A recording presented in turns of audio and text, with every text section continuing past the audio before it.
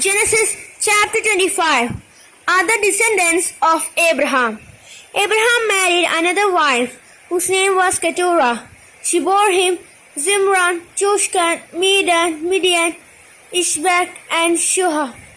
Joshkan was the father of Sheba and Dedan, and the descendants of Dedan were the Ashurim and Letushim, and the Leumim.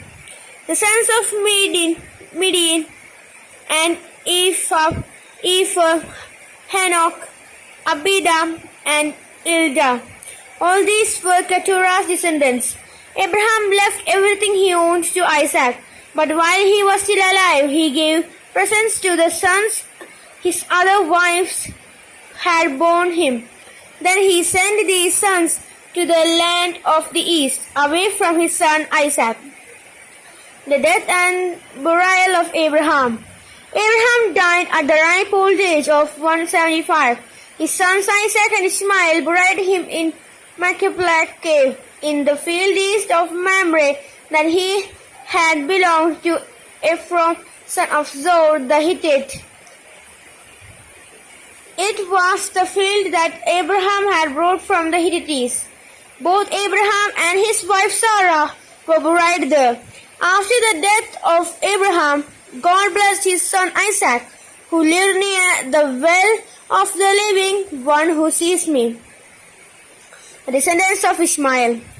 Ishmael, whom Hagar, the Egyptian slave of Sarah, bore to Abraham, had the following sons, listed in the order of their birth: Nebaioth, Kedar, Abir, Mishbam, Mishma, Duma, Masa, Hadad, Tema, Jethur, Naphish, and Kadmeh. They were the ancestors of 12 tribes, and their names were given to their villages and camping places. Ishmael was 137 years old when he died. The descendants of Ishmael lived in the territory between Havilah and Shur, to the east of Egypt on the way of Asriah. They lived apart from the other descendants of Abraham. The birth of Isaac and Jacob. This is the story of Abraham's son Isaac. Isaac was 40 years old when he married Rebekah, the daughter of Bethuel, an Aramean from Mesopotamia, and sister of Laban. Because Rebekah had no children, Isaac prayed to the Lord for her. The Lord answered his prayer, and Rebekah became pregnant. She was going to have twins, and before they were born, they struggled against each other in their womb.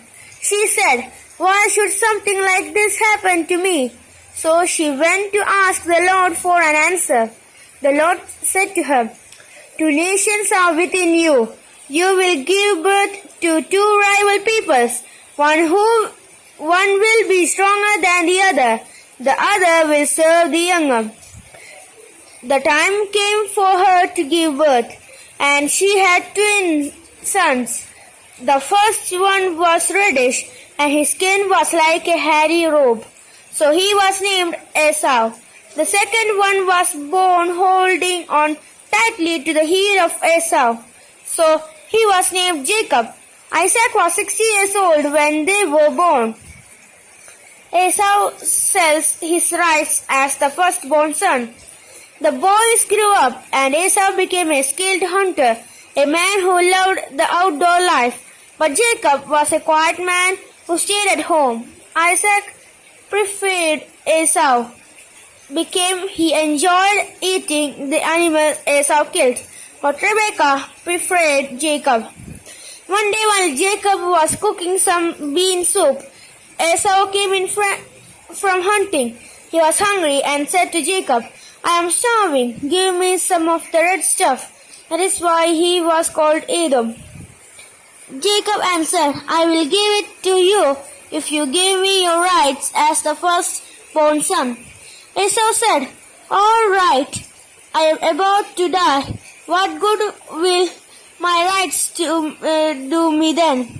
Jacob answered, "First make a vow that you will give me your rights."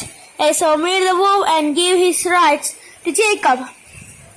Then Jacob gave him some bread and some of the soup. He ate and drank and then got up and left. That was all. Esau cared about his rights as the firstborn son.